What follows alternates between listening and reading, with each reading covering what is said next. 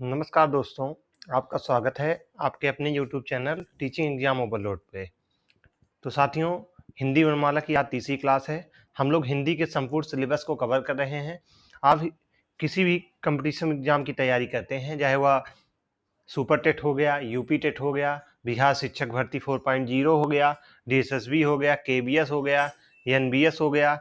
इसके अलावा भी अगर कोई भी कंपटीशन एग्जाम की हम बात करें, वनडे एग्जाम हो गए, यूपी पुलिस, UPSI, जितने भी कंपटीशन एग्जाम होते हैं जहां पे हिंदी से आपके सिलेबस में है, तो संपूर्ण चैप्टर को हम टॉपिक वाइज कवर कर रहे हैं, जिसमें हम लोग पहले चैप्टर वर्णमाला को कवर कर रहे हैं, जिसकी 2 क्लासेज हो चुकी थी। हम लोगों ने जाति विभाजन तक पढ़ लिया था। जाति में 2 प्रकार से होते हैं, एक सजातीय स्वर होता है, एक विजातीय स्वर होता है। तो यहाँ तक हम लोग पढ़ लिए थे। आज हम लोग इसके आगे कवर करेंगे। आज वर्णमाला की तीसरी क्लास है। तो चलिए हम लोग आज के सेशन को स्टार्ट करते हैं। तो आज के सेशन को स्टार्ट करने के पहले एक छोटी सी रिक्वेस्ट है, हमारे चैनल को लाइक करें, सब्सक्राइब करें, ज़्यादा से ज़्यादा शेयर करिए। तो चलिए, जो आज का पहला पॉइंट है, कुछ हम अतिरिक्त जो होते हैं उनको भी देख लेते हैं। अतिरिक्त में हम लोग बात करें तो कुछ परंपरागत स्वर होते हैं या वर्ण होते हैं, उनको हम ले लेते हैं, जिनको हम अतिरिक्त वर्ण कहते हैं। परंपरागत अतिरिक्त वर्ण जो होते हैं, तो इनको अगर बांटा जाए, इनका विभाजन किया जाए, तो इनको 3 प्रकार से हम लोग विभाजित कर सकते हैं। कितने प्रकार से? 3 प्रकार से। आप लोग पहले पढ़ भी चुके होंगे। एक अनुनासिक होता है। क्या होता है? अनुनासिक होता है। एक अनुनासिक, दूसरा होता है अनुस्वार, और तीसरा होता है विसर्ग। तो कितने होते हैं? कुछ परंपरागत अतिरिक्त वर्णों की हम लोग बात करें तो एक अनुनासिक होता है, एक अनुस्वार होता है, एक विसर्ग होता है। अनुनासिक का चिन्ह तो आप लोग जानते ही होंगे। उसका चिन्ह क्या होता है? जो चंद्र बिंदी होती है, इसको हम लोग अनुनासिक कहते हैं। अनुस्वार क्या होता है? जो सिंगल बिंदी होती है, इसको हम लोग अनुस्वार कहते हैं। और विसर्ग की बात करें तो जो 2 बिंदी आपको लगी हुई दिखती है, इसको हम विसर्ग कहते हैं। अब इनका प्रयोग कहाँ पे होता है? इनकी प्रयोग की हम लोग बात करें तो सबसे पहले हम अनुनासिक को देखते हैं। तो अनुनासिक में क्या होता है? जिसमें, इसकी परिभाषा लिखिए पहले, जिसमें नाक से कम, जिसमें नाक से कम मुख से ज्यादा वायु निकले। जिसमें नाक से कम मुख से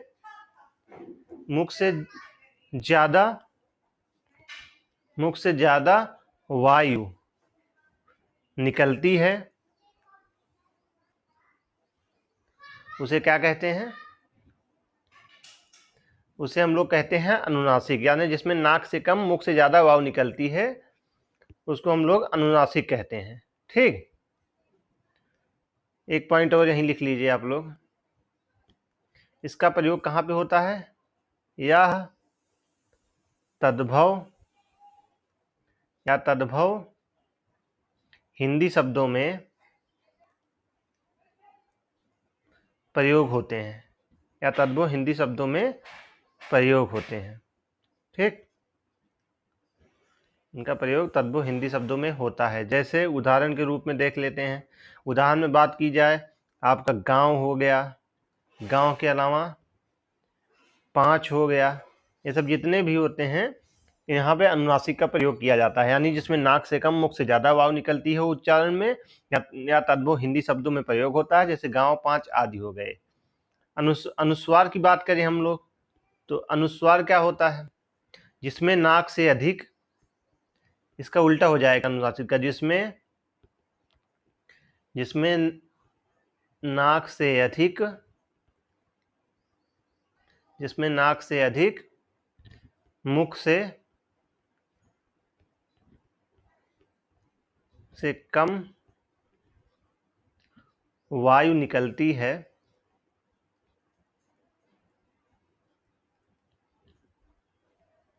उसे हम क्या कहेंगे? अनुस्वार कहेंगे।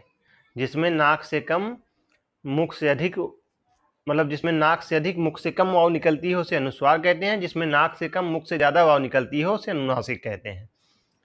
अब अनुस्वार का प्रयोग कहाँ होता है? तो इनके प्रयोग की हम लोग बात करें तो यह तत्सम शब्दों में प्रयोग किए जाते हैं। कहाँ किए जाते हैं? यह तत्सम यानी संस्कृत या तत्सम संस्कृत शब्दों में इनका प्रयोग किया जाता है। शब्दों में प्रयोग होता है। ठीक, शब्दों में प्रयोग होता है। उदाहरण के रूप में देख लेते हैं इसका भी। अगर उदाहरण की बात की जाए तो क्या हो जाएगा, चंद्र हो जाएगा, चंद्र के बाद दंत हो जाएगा, दंत के बाद पंच हो जाएगा, गंगा। सब जितने भी शब्द होते हैं यहाँ पे इनका प्रयोग किया जाता है। और विसर्ग क्या होते हैं, तो विसर्ग अब अगले पॉइंट में देख लेते हैं। विसर्ग की अगर हम लोग बात करें,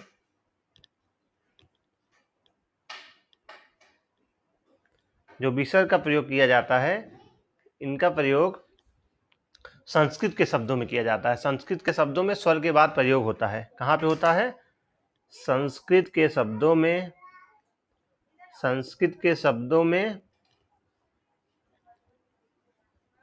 स्वर के बाद इनका प्रयोग होता है। ठीक, संस्कृत के बाद शब्दों में, संस्कृत के शब्दों में स्वर के बाद इनका प्रयोग होता है। इसे ही हम क्या कहते हैं, विसर्ग कहते हैं। उदाहरण के रूप में देखते हैं। जैसे इसकी उदाहरण की बात की जाए तो आपका हो जाएगा प्रातः। क्या हो जाएगा, प्रातः। और कोई शब्द बताइए, अतः, दुख, प्रातः काल। ये सब जितने एग्जाम्पल हैं सब संस्कृत के शब्द हैं ना, तो संस्कृत के शब्दों में स्वर के बाद इनका प्रयोग किया जाता है। ठीक, चलिए आगे बढ़ते हैं। यहीं पे एक नोट बना के लिखिएगा, पॉइंट बना के, नोट बना के यहीं पे लिखिएगा, पंडित किशोरी प्रसाद वाजपेयी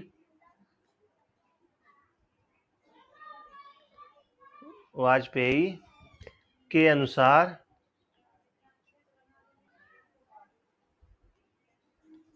पंडित किशोरी प्रसाद वाजपेयी के अनुसार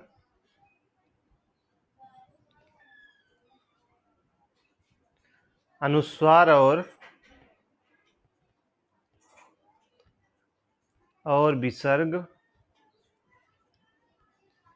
स्वर नहीं है। तो पंडित किशोरी प्रसाद वाजपेयी के अनुसार अनुस्वार और जो विसर्ग हैं इनको स्वर नहीं माना जाता है। अतः इनको कहा क्या जाता है जब स्वर नहीं कहा जाता, तो इनको अयोगवाह कहते हैं। क्या कहते हैं, इनको अयोगवाह कहते हैं, इनको अयोगवाह कहते हैं। ठीक, तो पंडित किशोरी प्रसाद वाजपेयी के अनुसार अनुस्वार और विसर्ग स्वर नहीं माने गए हैं, इनको हम लोग अनुस्वार, ठीक, क्या कहते हैं, अयोगवाह कहते हैं। ठीक, ठीक, क्योंकि यह व्यंजनों की तरह स्वर से पहले नहीं आते हैं। तो पंडित केशरी प्रसाद वाजपेयी के अनुसार अनुस्वार और विसर्ग स्वर नहीं माने जाते हैं, क्योंकि यह व्यंजनों की तरह स्वर से पहले नहीं आते हैं, बाद में आते हैं, अतः इनको हम अयोगवाह कहते हैं। ठीक, यहां तक समझ रहे होंगे। तो कुछ पॉइंट यहां और नोट करिएगा आप लोग, स्टार लगा के लिखिएगा। जैसे पहला पॉइंट है, व्यंजन जो होते हैं स्वर से पहले आते हैं। व्यंजन क्या होते हैं, स्वर से पहले आते हैं। व्यंजन स्वर से पहले आता है। और दूसरा पॉइंट लिखिएगा, हिंदी में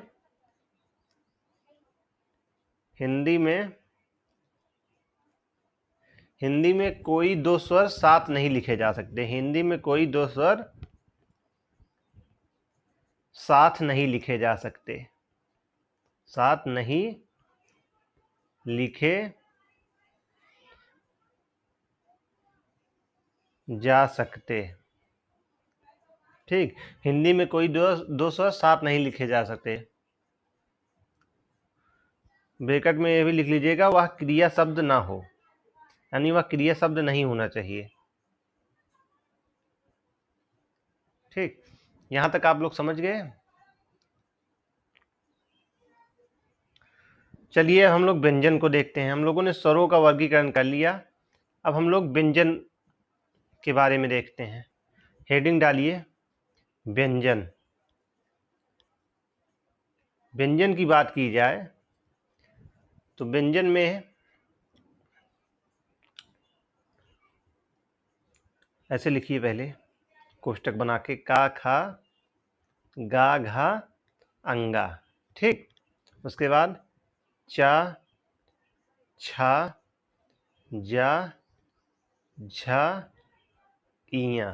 ठीक, उसके बाद टा ठा टा ठा डा ढा ड़ा। उसके बाद अगला क्या हो जाएगा, ता था दा धा ना। ठीक, फिर पा फा बा भा मा। ठीक, तो इनको हम लोग क्या कहते हैं, अस्पर्श व्यंजन कहते हैं। इनको हम लोग क्या कहते हैं, अस्पर्श व्यंजन कहते हैं। इसमें जो आपका ए वाला पॉइंट होता है, ए वाला पॉइंट, इसको हम लोग क्या कहते हैं, इसको हम लोग क्या कहते हैं, इसको हम लोग पंचमाक्षर कहते हैं। क्या कहते हैं, इनको हम लोग पंचमाक्षर कहते हैं। इनको हम पंचमाक्षर कहते हैं। ठीक, या इनको नासिक व्यंजन भी कहा जाता है। तो यहां से स्टार लगा के कुछ पॉइंट नोट करिए। जो आपका एक चीज और नोट कर लीजिए यहीं पे, जो ए आपका चा सा जा झा है, इसको क्या कहते हैं, इसको स्पर्श संघर्षी कहते हैं। क्या कहते हैं, स्पर्श संघर्षी। इसको स्पर्श संघर्षी कहते हैं। ठीक, और अब पहला पॉइंट लिखिए, वर्गीय व्यंजनों की संख्या, वर्गीय व्यंजनों की कुल संख्या कितनी होती है, 25 होती है ना। वर्गीय व्यंजनों की कुल संख्या 25 होती है, जिसमें इसको 25 को हम विभाजित करें, इसमें 16 क्या होता है, 16 इसमें हो जाते हैं स्पर्शी व्यंजन, 16 स्पर्शी व्यंजन हो जाते हैं। उसके बाद 4 इसमें क्या आ जाता है, स्पर्श संघर्षी। स्पर्श संघर्षी किसको कहते हैं, अभी मैंने आपको बताया ऊपर ना, चा छा जा झा, ये स्पर्श संघर्षी कहलाते हैं 4 व्यंजन। और 5 कौन से हो जाते हैं, 5 नासिक व्यंजन हो जाते हैं। कौन से व्यंजन हो जाते हैं, 5 नासिक व्यंजन हो जाते हैं। नासिक व्यंजन किसे कहा जाता है, इन्हीं को कहा जाता है, पंचमाक्षर भी कहा जाता है, नासिक व्यंजन भी कहा जाता है इन्हीं को, इनको नासिक व्यंजन कहा जाता है। ठीक, इन पांचों को अंगा या लाड़ाना को माँ को पंचमाक्षर या नासिक व्यंजन कहा जाता है। 4 छा जा को स्पर्श संघर्षी कहा जाता है। टोटल वर्गीय व्यंजनों की कुल संख्या 25 होती है, जिसमें 16 स्पर्शी व्यंजन कहलाते हैं, 4 स्पर्श संघर्षी होते हैं, 5 नासिक व्यंजन होते हैं। यहाँ तक आप लोग समझ गए होंगे। अब हम आगे कुछ पॉइंट और देखते हैं इसी में। अगला पॉइंट इसमें नोट करिए आप लोग, अंतस्थ व्यंजन कितने होते हैं। तो अंतस्थ व्यंजन की हम लोग बात करें तो अंतस्थ व्यंजनों की संख्या 4 होती है। कौन कौन से होते हैं आप लोग बता सकते हैं। तो अंतस्थ व्यंजन की बात की जाए, या रा ला वा, अंतस्थ व्यंजन 4 होते हैं। कौन कौन से होते हैं, या रा ला वा। ठीक, या रा ला वा को अंतस्थ व्यंजन कहते हैं। और या और वा जो होते हैं, इनको अर्धस्वर भी कहा गया है। क्या कहा गया है, इनको अर्धस्वर भी कहा गया है। तो अंतस्थ व्यंजनों की संख्या 4 होती है, या रा ला वा। या वा को अर्धस्वर कहा गया है, और रा को ही हम लोग प्रकंपित व्यंजन भी कहते हैं। क्या कहते हैं, प्रकंपित या लुंठित व्यंजन कहते हैं। पेपर में प्रश्न बन चुका है यहां से, प्रकंपित या लुंठित व्यंजन किसे कहते हैं, तो रा को कहते हैं। किसे कहते हैं, और ला को क्या कहते हैं, ला को कहते हैं हम लोग पार्श्विक व्यंजन। पार्श्विक व्यंजन किसे कहते हैं, तो पार्श्विक व्यंजन जो होता है वो ला को कहते हैं। ठीक, पार्श्विक व्यंजन ला होता है, प्रकंपित एवं लुंठित व्यंजन रा होता है।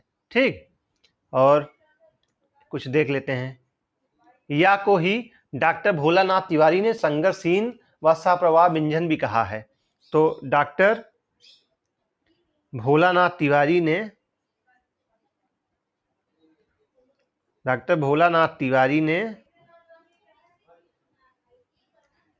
या को संघर्षहीन या सप्रवाह व्यंजन कहा है। क्या कहा है? संघर्षहीन या सप्रवाह व्यंजन कहा है। ठीक, इतना आप लोग समझ गए होंगे। तो हम लोगों ने व्यंजनों के बारे में पढ़ा। व्यंजन में हम लोगों ने पढ़ा वर्गीय व्यंजनों की कुल संख्या 25 होती है। चे, चा, छा, जा को अस्पर्श संघर्षी कहते हैं, और जो लास्ट के पांचों होते हैं उसको नासिक व्यंजन कहा जाता है। 16 स्पर्शी व्यंजन होते हैं, 4 अस्पर्श संघर्षी होते हैं, 5 नासिक व्यंजन होते हैं। अंतस व्यंजनों की संख्या 4 होती है। या, रा, ला, वा। या, वा को हम लोग अर्धस्वर कहते हैं, डायरेक्टली पेपर में प्रश्न यहाँ से बन चुका है। रा को हम लोग प्रकंपित या लुंठित व्यंजन कहते हैं, अभी प्रश्न पेपर में कई बार पूछा गया है। ला को हम लोग पार्श्विक व्यंजन कहते हैं, और डॉक्टर भोलानाथ तिवारी ने या को संघर्षहीन या सप्रवाह व्यंजन भी कहा है। ठीक, अब हम लोग आगे बढ़ते हैं और हम लोग अब पढ़ते हैं ऊष्मीय व्यंजन क्या होता है। किसके बारे में पढ़ेंगे? ऊष्मीय व्यंजन होता है। तो हेडिंग डालिए आप लोग ऊष्मीय व्यंजन। क्या हेडिंग डालिए आप लोग? ऊष्मीय व्यंजन। ऊष्मीय व्यंजन क्या होता है? तो ऊष्मीय व्यंजन की हम लोग बात करें तो जिन वर्णों के उच्चारण में जोर से श्वास खींचना पड़ता है। लिखिए इसकी परिभाषा। जिन वर्णों के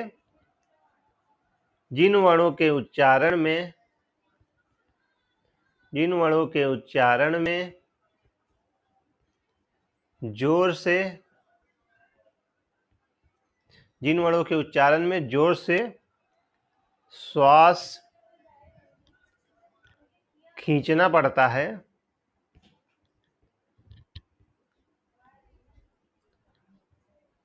उसे हम क्या कहते हैं? ऊष्मीय व्यंजन कहते हैं। जिन वर्णों के उच्चारण में जोर से श्वास खींचना पड़ता है उनको ऊष्मीय व्यंजन कहते हैं। इनकी संख्या कितनी होती है? तो इनकी संख्या की बात की जाए तो सा,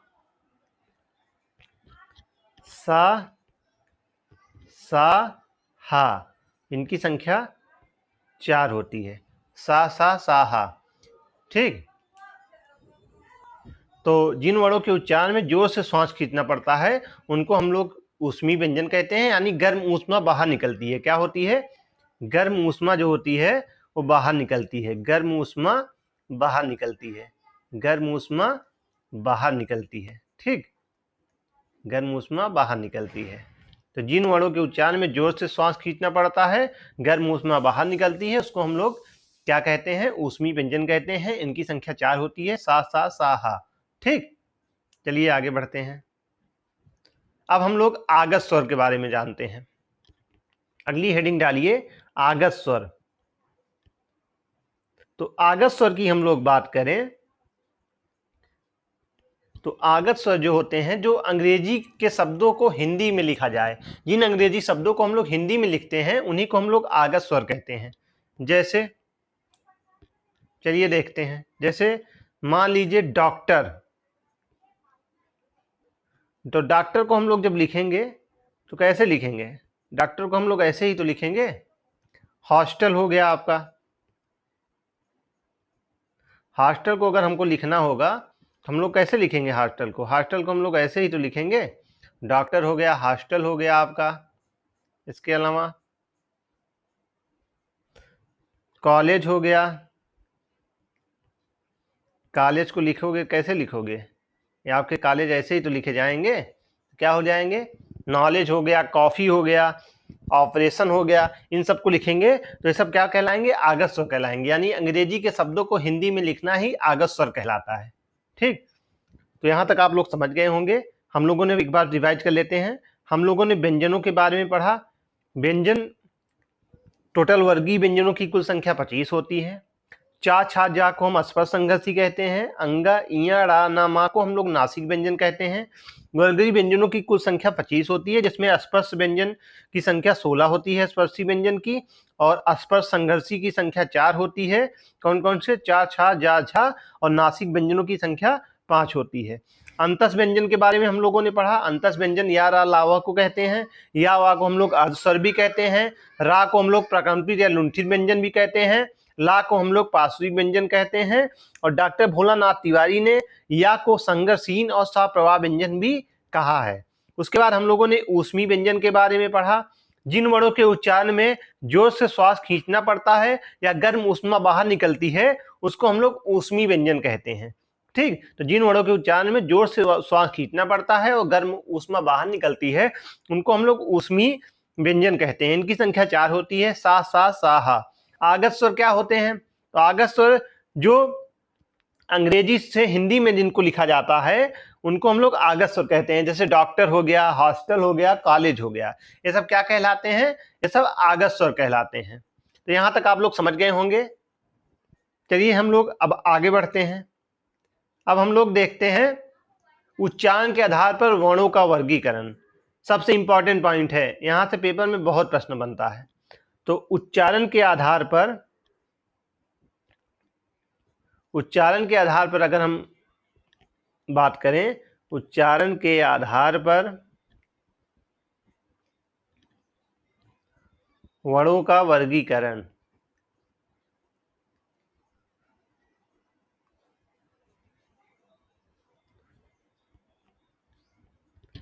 तो उच्चारण के आधार पर वर्णों के वर्गीकरण की बात करें तो आप लोग एक कोष्टक बनाइएगा। इसको हम लोग दूसरे पेज में बनाते हैं तो इसमें जगह कम पड़ जाएगी। चलिए यहाँ देखते हैं हम लोग नए पेज में, नए स्लाइड में। ऐसे हम लोग बॉक्स बनाते हैं एक। अच्छे से समझिएगा, बहुत इंपॉर्टेंट प्रश्न है। यहाँ से पेपर में डायरेक्टली आपको प्रश्न मिलेंगे देखने को।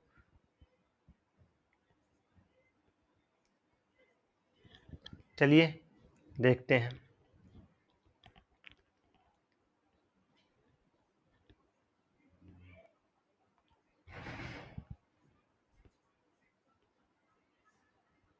चलिए एक एक करके देखते हैं। सबसे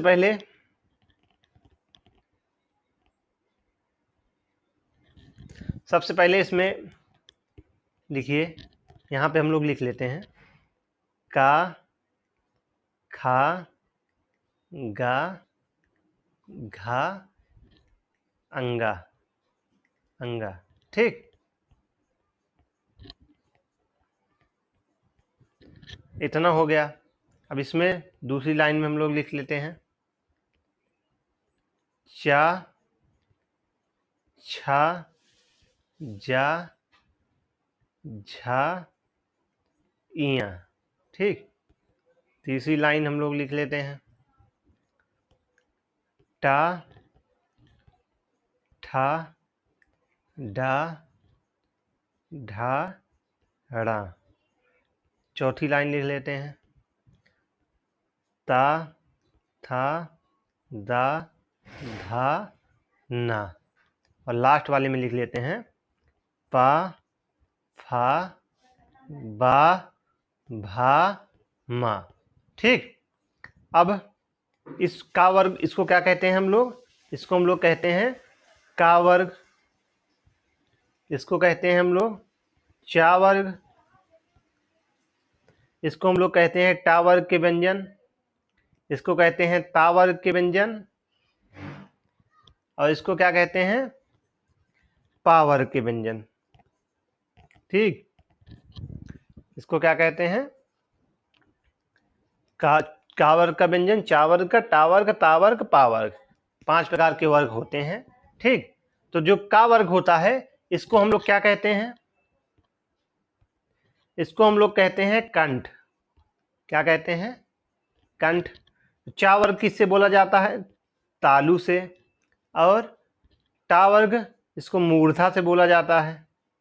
ठीक, उसके बाद अगला ता था दा दंत से बोला जाता है। और उसके बाद लात वाला ओठ यानी ओठ से बोला जाता है। ठीक, इसको हम लोग कहते हैं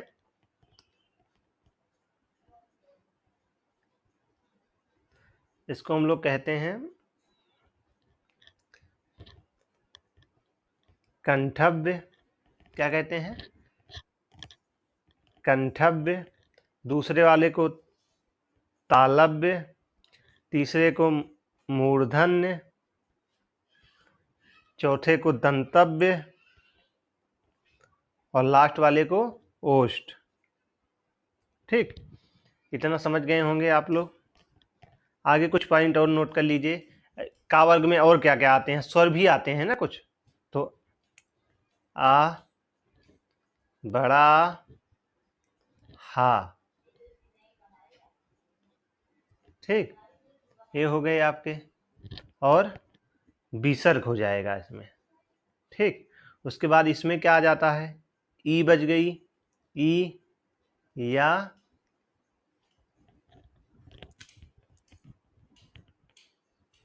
ठीक, और इसको सा लिख लो, सा। और इसमें क्या आ जाता है, ऋषि, रा, सा, ये हो गया। इसमें ला, सा, ज। ठीक, उसके बाद लास्ट में ऊ, ऊ। ठीक, इतने हो गए। ठीक, तो जो का वर्ग होते हैं, का वर्ग में क्या क्या आता है, सबसे पहले का, खा, गा, घा, अंगा आ जाता है। इसके साथ छोटा, बड़ा, हा और विसर्ग आ जाते हैं। चा वर्ग में चा, छा, जा, झा, इया। उसके बाद छोटी, बड़ी, या और सा आ जाता है। ठीक, उसके बाद टा वर्ग में टा, ठा, डा, ढा, डा, ऋषि आ जाता है, रा और खटकुड़ो वाला सा आ जाता है। ठीक, उसके बाद ता वर्ग में ता, था, धा, धा, ना।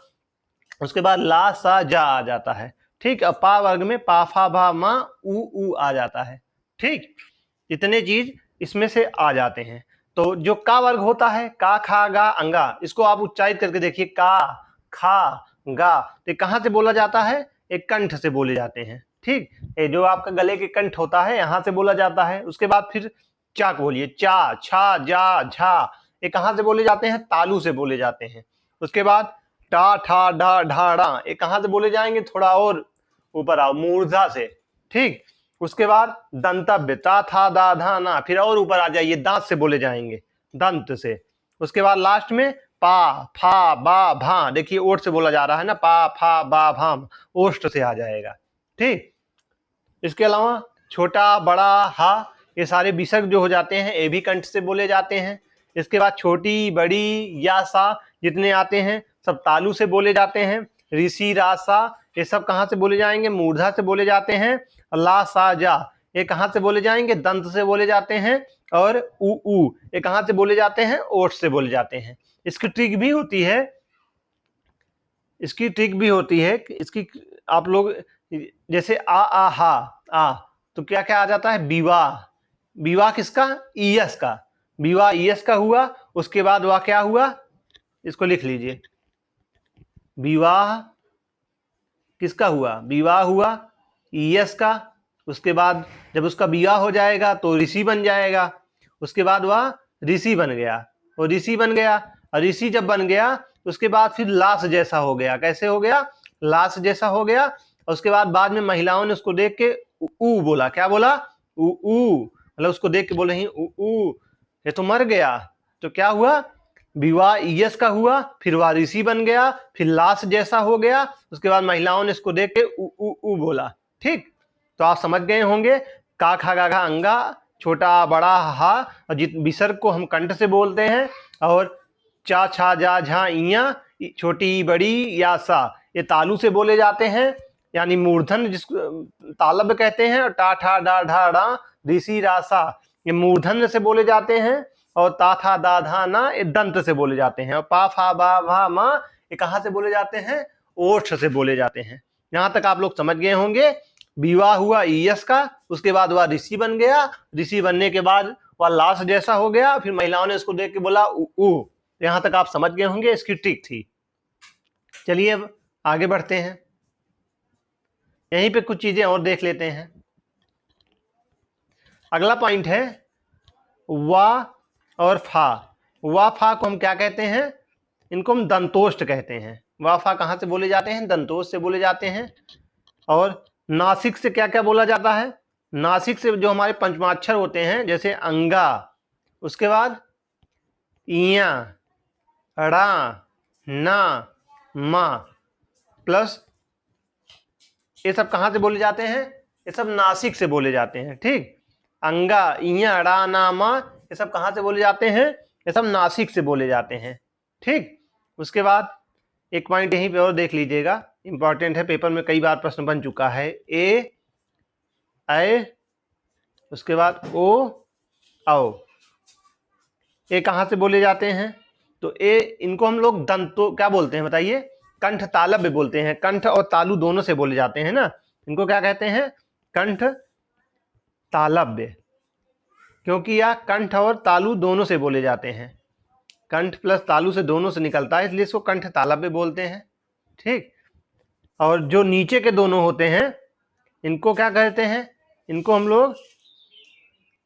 लोग क्या कहेंगे? इनको हम लोग कंठोष्ठ कहते हैं। क्या कहते हैं? कंठोष्ठ, यानी कंठ और ओष्ठ से बोले जाते हैं। कंठ और ओष्ठ से बोले जाते हैं। तो ए और ए जो दोनों हैं ये कंठ तालु से बोले जाते हैं और ए दोनों कंठोष्ठ से बोले जाते हैं। इतना समझ गए होंगे आप लोग। इसको मैं फिर सीरियस करके लिख देता हूं, नहीं तो आप इसमें डाउट में हो गए होंगे। चलिए इसको फिर से लिख देता हूं। तो ये दोनों जो होते हैं एक कंठ तालव से बोले जाते हैं, ये दोनों कंठोष्ठ से बोले जाते हैं। ठीक। क्योंकि एक ऐसे बनता है, इसको तोड़ोगे तो आ और ई दोनों से मिलके बनेगा ना, ऐसे ही ओ को तोड़ोगे तो आ और ऊ दोनों से मिलके बनेगा ना, इसलिए कंठ और ओष्ठ दोनों से बोले जाते हैं। ठीक। चलिए आगे बढ़ते हैं। अब अगला पॉइंट देखते हैं, नुक्ता क्या होता है। एक पॉइंट यहां पे हेडिंग डालिएगा, नुक्ता। नुक्ता क्या होता है? तो जो जैसे हम कुछ लिख लेते हैं पहले, उसके बाद देखते हैं। का खा घा घा, सॉरी एक सेकंड,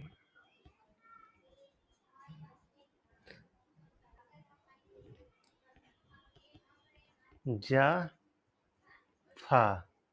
ठीक।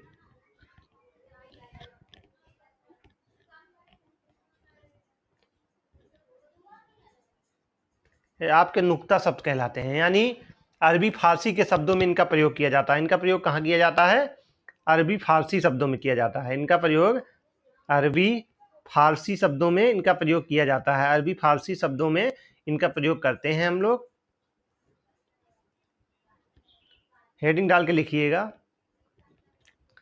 नई विकसित ध्वनियाँ। ये नई विकसित ध्वनियाँ हैं, इन्हीं को कहते हैं। नई विकसित ध्वनियाँ हम लोग इन्हीं को कहते हैं। इसके अलावा इनका सबसे पहले प्रयोग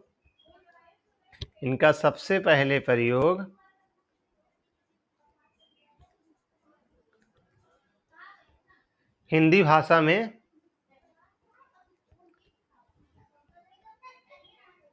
राजा शिव प्रसाद सितारे हिंद, राजा शिव प्रसाद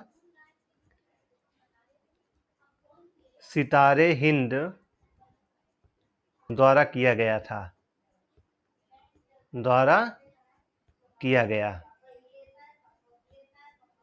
ठीक।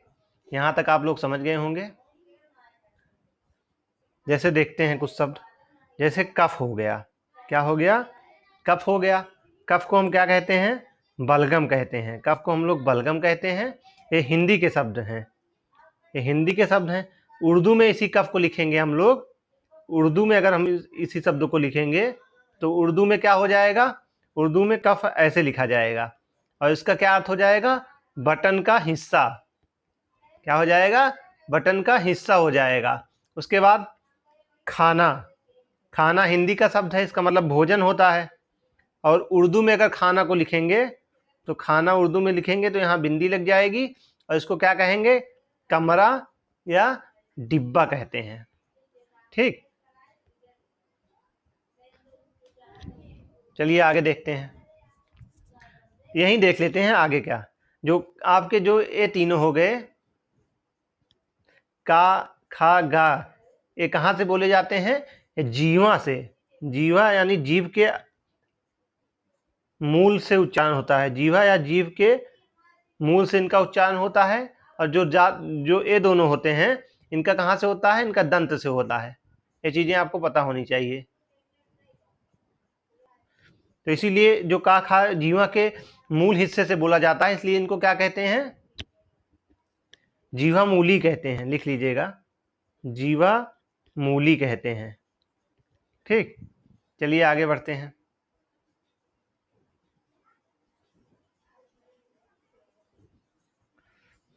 चलिए आगे बढ़ते हैं हम लोग। अगला पॉइंट है, कुछ क्वेश्चन नोट करिए, इसका आंसर आप हम कमेंट में दीजिएगा। इस प्रश्न के आंसर, इस प्रश्न के आंसर आप लोग कमेंट में दीजिएगा।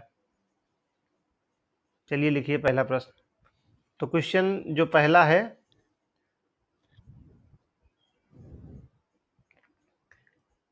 खा का ध्वनि उच्चारण कहां से होता है? दूसरा क्वेश्चन है, अंतस व्यंजन किसे कहते हैं? अंतस व्यंजन की संख्या कितनी होती है, कौन कौन से होते हैं अंतस व्यंजन? और एक क्वेश्चन और नोट करिए, टा या टा को ध्वनि उच्चारण ध्वनि कौन सी है, कहाँ से उच्चारित किया जाता है इसको? 3 प्रश्न का उत्तर आप लोग दीजिएगा। पहला प्रश्न है, खा का ध्वनि उच्चारण क्या है, अंतस व्यंजन कौन कौन से होते हैं, और टा का उच्चारण स्थान, और एक क्वेश्चन और इसका कमेंट में आप लोग आंसर दीजिएगा। और लास्ट क्वेश्चन जो है, अर्धस्वर किसे कहते हैं? अर्धस्वर किसे कहते हैं?